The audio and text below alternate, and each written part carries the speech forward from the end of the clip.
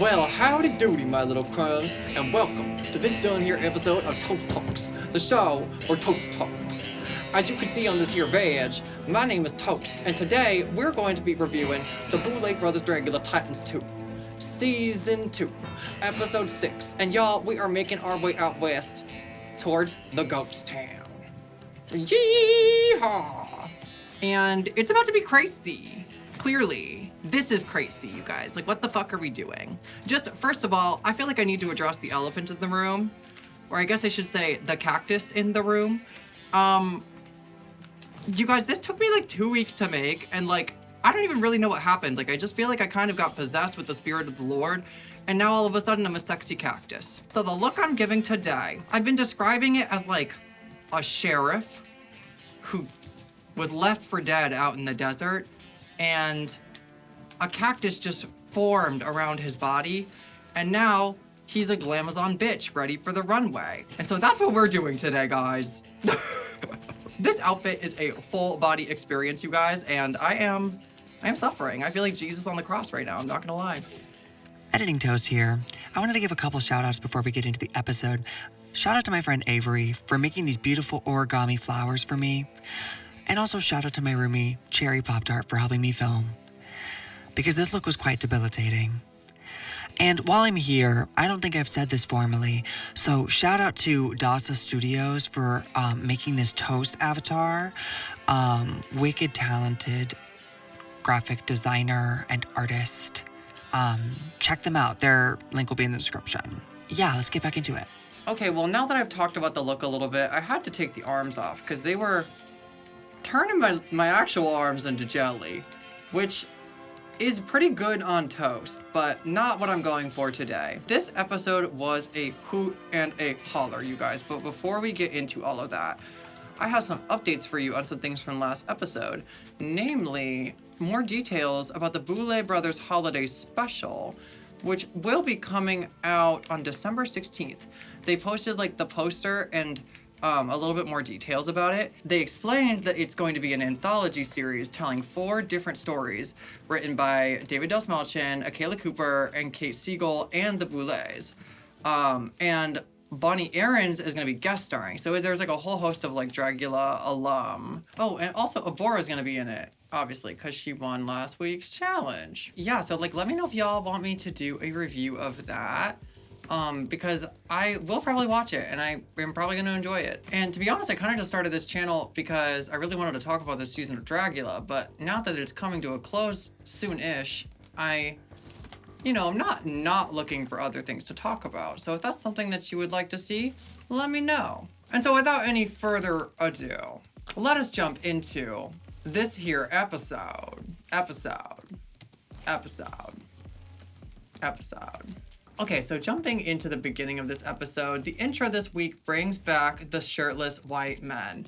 Although you could argue that, one of them was actually a little bit ethnically ambiguous this time, but this time they're in cowboy hats. Yeah, I don't know. I kind of just wish that they would diversify the hordes of men that they're cavorting around with a little more. Like, girl, throw some melanin in there. Don't be shy. We would love to see it. But yeah, I thought the intro was cute this time. They were playing their little cards and stuff. I thought it was cute. And not to be pedantic, but, in the intro, Drax says, let's head to the lab to see our ghouls. And I'm like, bitch, they're not headed to the lab. They're headed to the ghost town to be ghosts in the town. They knew where they were going. So whatever. So they're arriving on location, and immediately they see donkeys. And JK admits that he has an irrational fear of donkeys and horses, and in his words, anything larger than a small dog. I guess JK has to be the only ass in the room. So they already issued the challenge last week, so they already know what they're doing, and the beginning of this episode is kind of just like a little bit of them just kind of faffing around a little bit. They have some talks, they catch up on some drama. It's a great time. Abora is sunbathing in a coffin, and Cynthia runs over to go shut the door on her, which she'll get her karma for that a little bit later. So they're talking about last week's elimination, They showed that clip of Eva crying again. I always just love when they throw it in. It's always like when somebody's talking about it and it's like the editors will just offhandedly throw it in. Like it's just really, really funny to me, you guys. Then Jay tries to check in with Sigourney after last week's lab, and Sigourney is like still mad and like still holding on to like the tension from last week, even though Jay is like kind of trying to check in and be like, hey, like are we good, you know? I don't know, for me it seems like Sigourney is just kind of like got this air of anger about her. The way that she was framing it in the confessional, she was like, oh yeah, like Jay is like trying to fight me again. It's like, no baby, like she wasn't trying to fight you, she was trying to clear the air. Like Sigourney is, I think, just like playing the victim a little bit here, and like it's a little bit strange, to be honest. There's a lot of moments in this season where she's not making it look very good for herself. So I thought that was interesting, you know, a little bit more drama for the two of them. So then Cynthia pulls Blackberry around by the outhouse, and you know, they have this whole moment where she apologizes for how she's been treating Blackberry. And like, I don't know, guys, the way that this was set up, it just felt so like, this just felt like one of the most produced segments of this episode for me, which is fine. Like, it's not necessarily a bad thing. I just thought it was funny the way that they did it, and like specifically next to the porta potty, and like just like the whole thing. It was just giving very like, yes, this is their TV moment, their TV apology moment. I did ultimately think that it was good that Cynthia finally apologized. I hope that they do actually move forward with it, and maybe they talked about it off camera, who knows? So like after they apologize, they're hugging, and as they go to hug, Blackberry like mouths to camera, fuck this bitch, which I also thought that was really funny too. Like it was like very clearly being played up for TV, but there's some part of me that's like, no, I feel like Blackberry does kind of feel that way, like a little bit. After that, Blackberry, they do like this bit, and like Blackberry locks Cynthia in the porta potty, which is her getting her karma for closing the coffin on Abora earlier. That was her comeuppance, bitch. Porta potties. I know, her and porta potties, it's really just like insane, guys. Like, wow. At this point, I'm like literally waiting for the Cynthia Doll branded porta potty. Like, I think I will live to see it in my lifetime. This was also like a really cute callback to their like, to Blackberry and Cynthia's porta potty moment from season 5. And I did really like that aspect of it. It's just like another layer that makes me feel like it was a little bit produced. Like it was just a little teeny bit too produced. But it was a really cute moment. Then it cuts to Sigourney and Eva and Abora, and they're talking about like JK and Jaharia and whether or not they can trust them.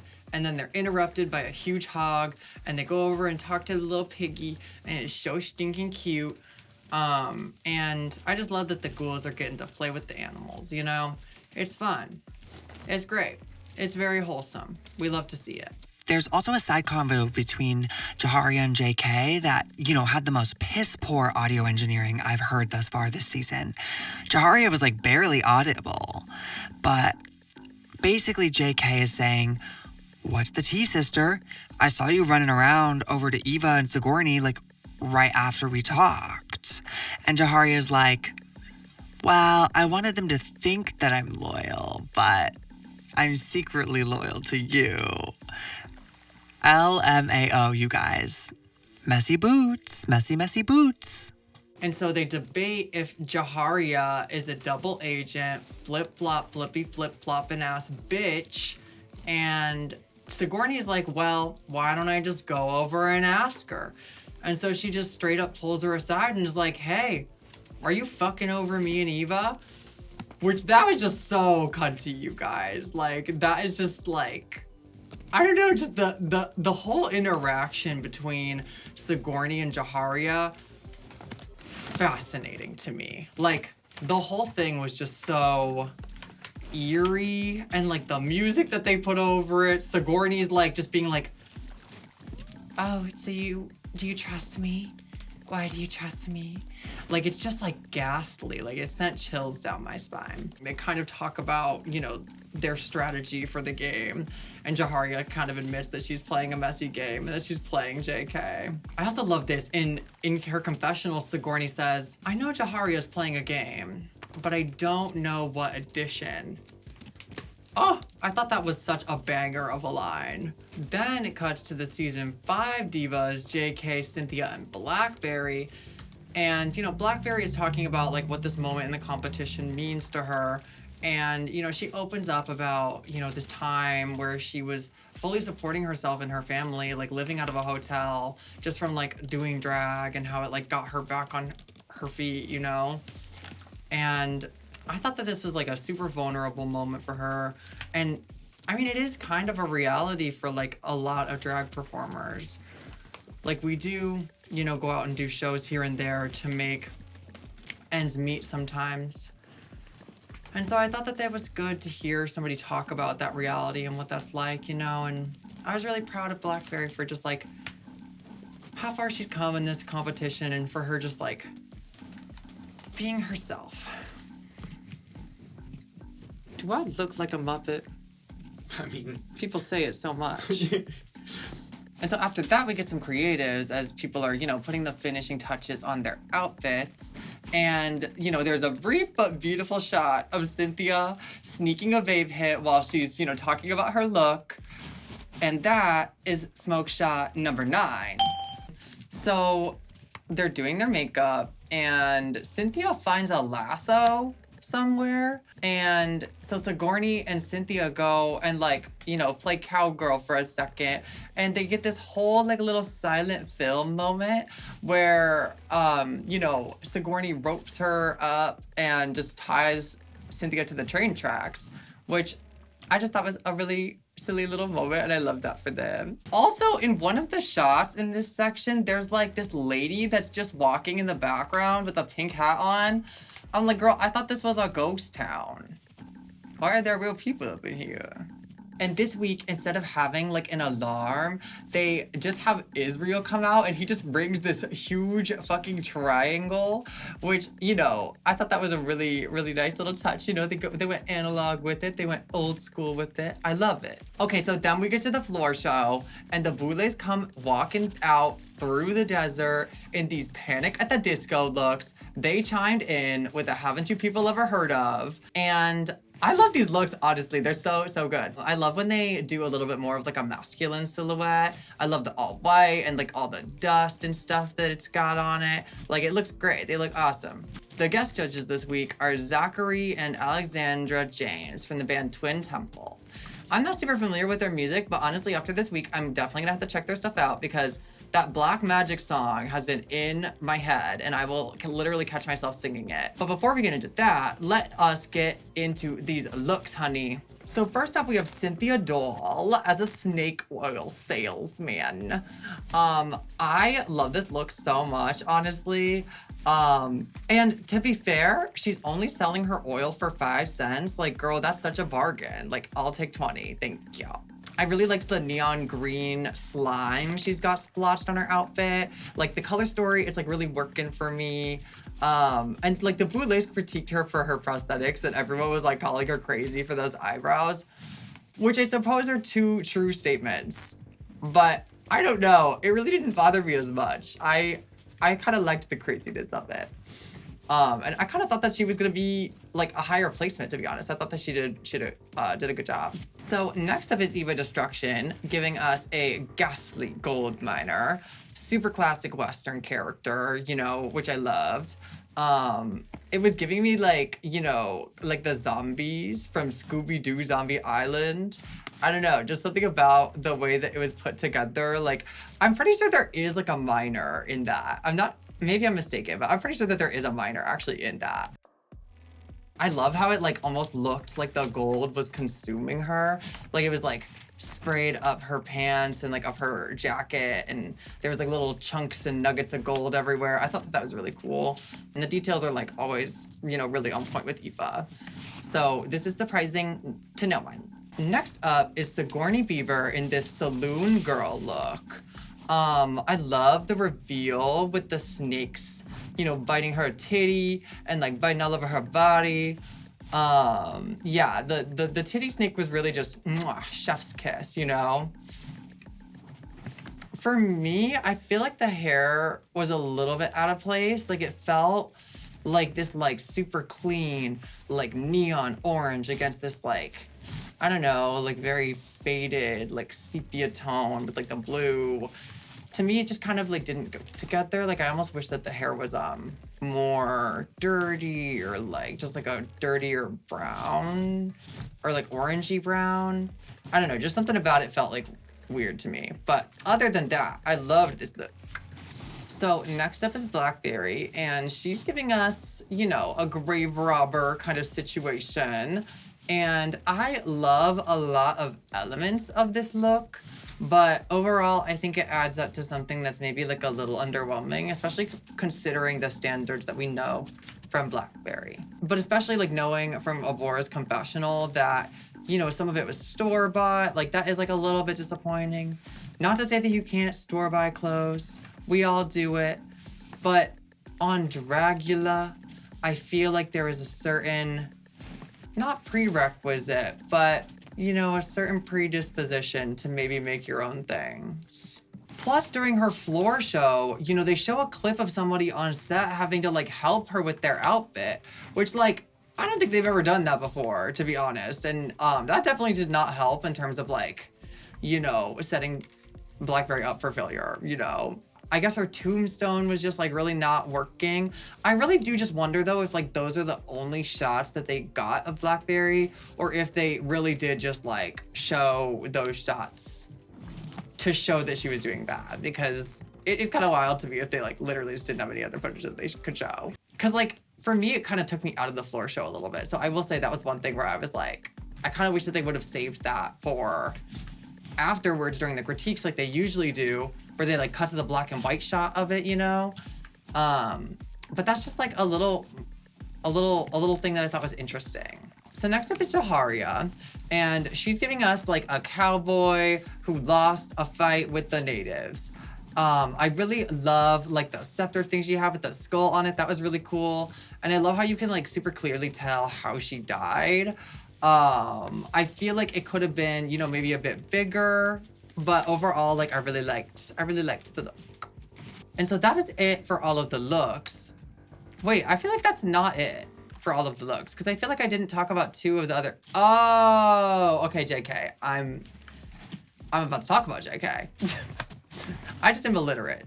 I'm trying to read my own words and I'm just illiterate, is basically what it is. So then the music like shifts into this like ragtime ditty, and next comes out JK giving us like a robber look, and it's like, you know, he's like doing his little slapstick routine. I thought that this was really great. It's giving me, it's like if Deadpool and like Orville Peck had like a child that became a klepto. I love the color palette, you know, I love the peekaboo hat. And like the blood details are super cool. Again, it's like we know how this character died. Yeah, I just thought the look was really, really cool overall. Loved this from Jay. And last but certainly not least is Avora giving us a callback to her season 2 Ghost Town look with this like black and white cartoony sheriff. And I am obsessed with this look. It is such like an elevation from the season 2 Avora Ghost Town look, but it's also just still so clearly in the same world. It's like, yeah, her mind, it's yeah. I love the silhouette of the hat and like the pants. Those are like super cool. And I love the approach that she took of using like poster board. Because again, it doesn't have to be a lot of money to be fierce. I mean, like, hell, I made this entire thing out of wax paper, you guys. Like, you do not need a lot of things to be able to turn a fierce look, honey. Trust and believe. Trust the Duchess. And Avora is proving that today. Avora and Jay get this like special little scene together, being the cop and the robber that they are, you know. And, you know, they get this really cute little slapsticky moment where like Avora like, you know, gets locked in her own jail cell and then Jay runs away. It was really cute. I would love to see more of that kind of stuff.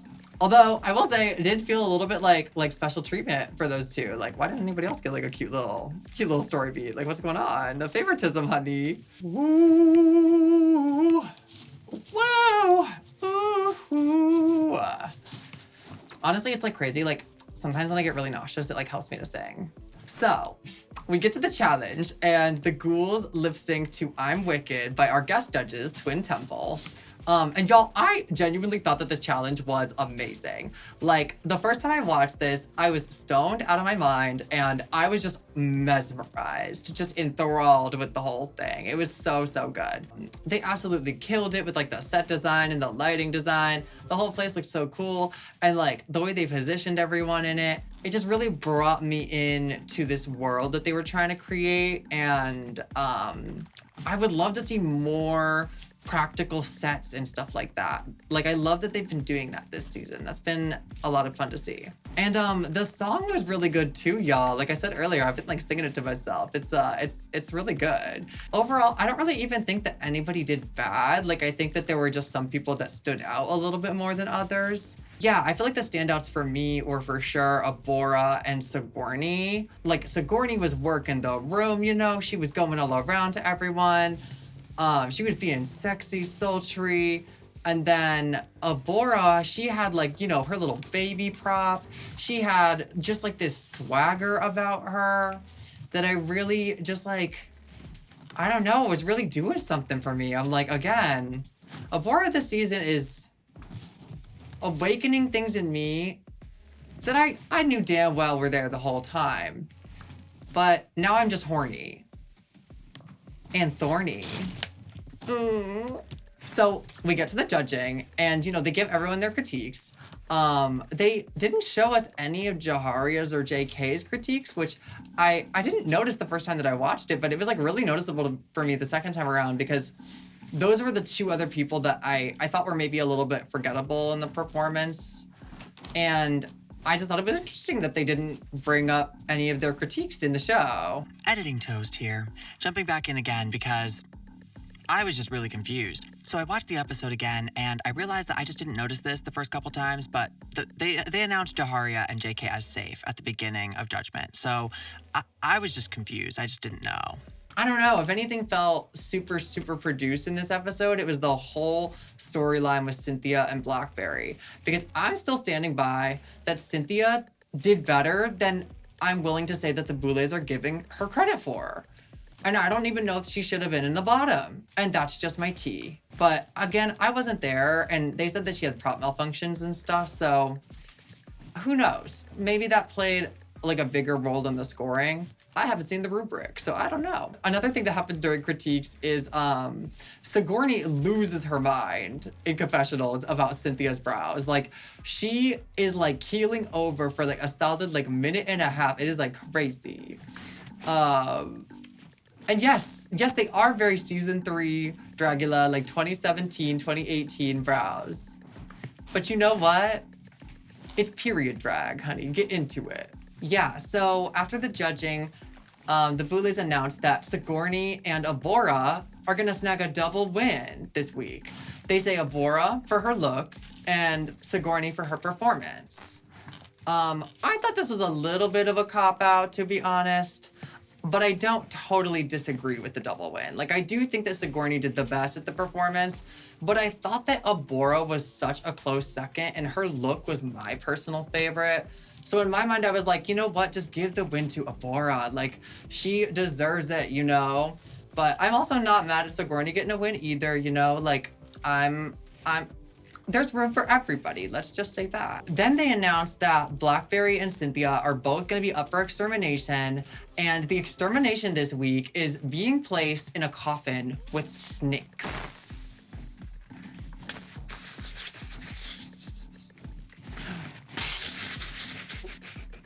And honey, let me tell you, I know a thing or two about snakes, honey. Because I'm a cactus. We live in the desert. With snakes.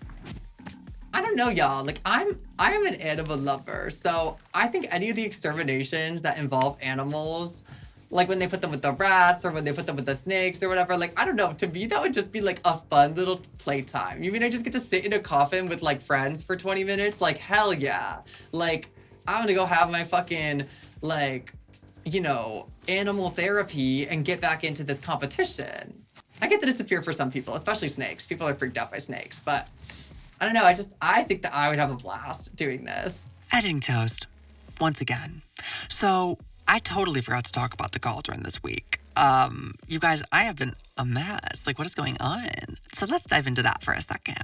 Pretty much the whole thing was Blackberry and Cynthia defending themselves and pleading their cases. Yeah, and everyone was also like placing bets on who they thought would stay. But very importantly, during this convo, we get another shot of Cynthia vaping, making this smoke shot number 10. Double digits, baby. Let's go. So the first snake gets dropped into the coffin and, you know, Cynthia starts singing Britney's Slave for You, like she's in the VMAs. I thought that was hilarious. She was really giving me like the performance of the extermination. She was hamming it up for the camera. It was great. So, you know, they're snaking it up. They keep throwing snakes on them and like, you know, they're kind of burying them in snakes. But honestly, I kind of wish that they would have thrown more on them. You know, just cover them, you know? Full body snake submersion. Then we move on to the most tragic story beat of this entire episode. Possibly this entire season. It's revealed that Jade is disqualified from the Hellbound Showdown. My main character arc for Jade, no!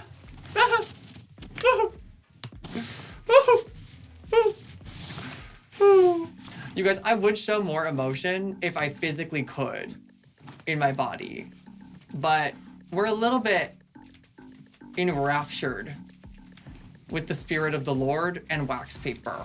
It's really so tragic. And once again, I am left wondering, like, what did she do?